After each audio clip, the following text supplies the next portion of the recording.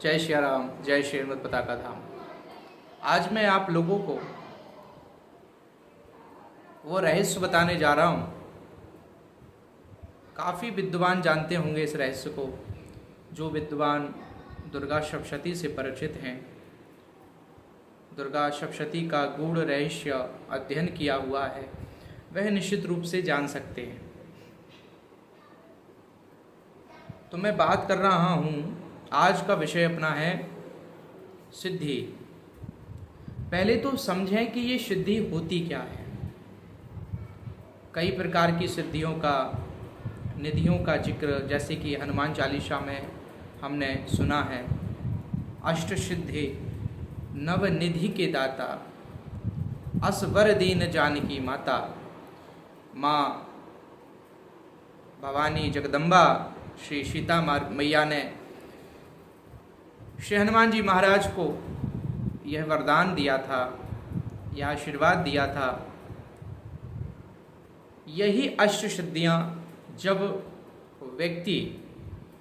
जब मनुष्य की आध्यात्मिक यात्रा शुरू होती है और उस आध्यात्मिक यात्रा में वह मनुष्य धीरे धीरे ध्यान के माध्यम से गुरु के बताए हुए मार्ग पर चलता है। मंत्र जाप, ध्यान और कई विषय हैं। तो ध्यान के माध्यम से आध्यात्मिक यात्रा शुरू होती है, सेवा के माध्यम से आध्यात्मिक यात्रा शुरू होती है। मेरा विषय आपको और बातों में ले जाने का नहीं, मेरा विषय है सीधे सीधे आपको स्पष्ट रूप से बात बताने का और आपके हृदय में एक भक्ति की लौ जलाने का। तो सिद्धि कई प्रकार की हैं। जब कोई साधक साधना करता है तो निश्चित रूप से उसे सिद्धियां प्राप्त होती हैं। कई साधक हैं जो वैराग्य की अवस्था को प्राप्त होते जाते हैं तो उन्हें सिद्धियां प्रलोभन देती हैं, परंतु वह सिद्धियों के प्रलोभन में फंसते नहीं हैं। वह मोक्ष का रास्ता चुनते हैं, परमात्मा का रास्ता चुनते हैं और सिद्धियों में पढ़कर के संसार के विषयों में पढ़ना नहीं चाहते। तो मैं आपको सीधा सीधा स्पष्ट रूप से बताना चाह रहा हूँ। कई साधक ऐसे भी हैं, कई फ़ोन आते हैं मेरे पास और बोलते हैं गुरुजी, हम इतनी साधना कर रहे हैं, हमने इतना मंत्र जाप किया, लेकिन फिर भी उसका कोई परिणाम नहीं आया, उसका कोई रिजल्ट नहीं आया। तो साधना में कई प्रकार के जो साधक साधना करते हैं उनको पता ही है, यम नियम आसन प्रत्याहार धारणा ध्यान, ये सब चीज़ें नियमों को फॉलो करना पड़ता है। उसके बाद में हमको किसी भी मंत्र की साधना की, किसी भी मंत्र की सिद्धि होती है जब हम साधना करते हैं उस मंत्र की। तो मैं कम शब्दों में आपको स्पष्ट रूप से बताने का प्रयास कर रहा हूँ। जिन लोगों को ये ऐसा लगता है कि हम साधना कर रहे हैं, साधना में सफलता नहीं मिल रही है, कोई संकेत नहीं मिल रहे हैं, किसी प्रकार का संकेत प्राप्त नहीं हो रहा है, जो लोग पूजा कर रहे हैं, किसी देवता की पूजा कर रहे हैं, चाहे फिर वो देवता लौकिक है, चाहे फिर वो देवता परलौकिक है। हमारे गांव खेड़े में नगर देवता, ग्राम देवता, शहर देवता, क्षेत्रपाल देवता, ये सब अन्य अन्य प्रकार के देवी देवता होते हैं। हमारे घर के देवी देवता, हमारे पूर्वज, हमारे पितृगण, जो कि हम पर कृपा करते हैं और तरंग मात्र से हमको आभास कराते हैं अपने होने का। परंतु जब साधक की अवस्था एकांत नहीं होती, यानी कि उसकी जो उसका मन मस्तिष्क, जो उसका ध्यान है, जो उसका चित्त है, वो एकाग्र नहीं है, तब तक इन आवाज़ों को सुन पाना और समझ पाना थोड़ा सा कठिन हो जाता है। आज भी आकाशवाणियाँ होती हैं, हालांकि ये विषय अलग है।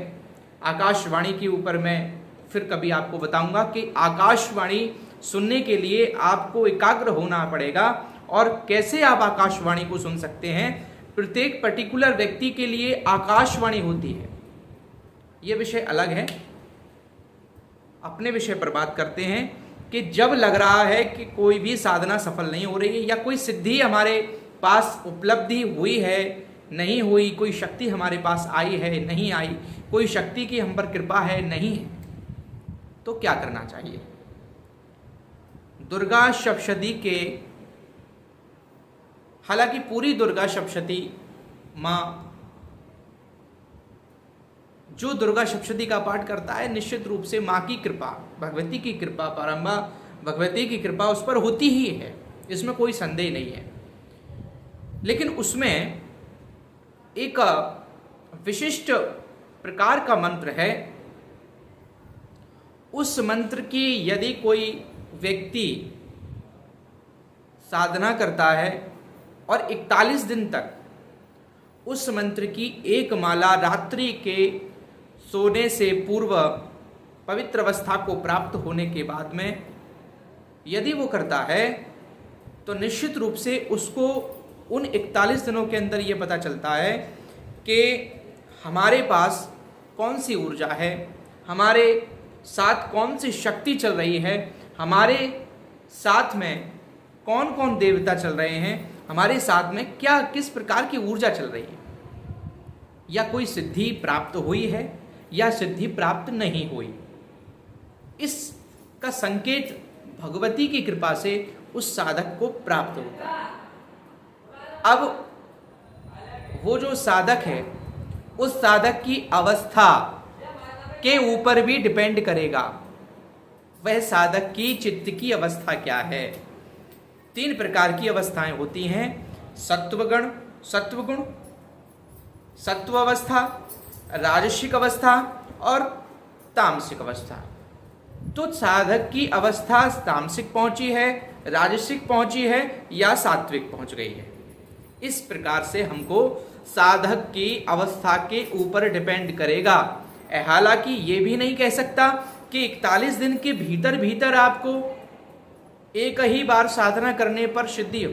वैसे तो निश्चित रूप से जिन जिन साधकों ने साधना करी है, क्योंकि साधक तो बहुत पहले से साधना करते आ रहे हैं, नई साधना अगर किसी ने करी है तो उनके लिए थोड़ा सा समय लग सकता है, परंतु जिन साधक, जो साधक हैं, जो साधक गण हैं, जो भक्त हैं, साधना करते हुए आ रहे हैं और उस साधना में अपनी राजसिक और सात्विक अवस्था को प्राप्त कर चुके हैं, तो उनके लिए 41 दिन तो बहुत हैं। 41 दिन के भीतर भीतर ही भगवती की कृपा से यह ज्ञात हो जाएगा कि आपको कौन सा देवता आपके ऊपर कृपा कर रहा है। आपके घर के देवता हैं, बाहर के देवता हैं, लौकिक हैं, परलौकिक हैं, या कोई सिद्धि शक्ति आपको प्राप्त हुई है, तो सिद्धि, वो शक्ति आपको स्वप्न में दृष्ट हो जाएगी, यानी कि स्वप्न में आपको संकेत और आभास या प्रत्यक्ष हो जाएगी।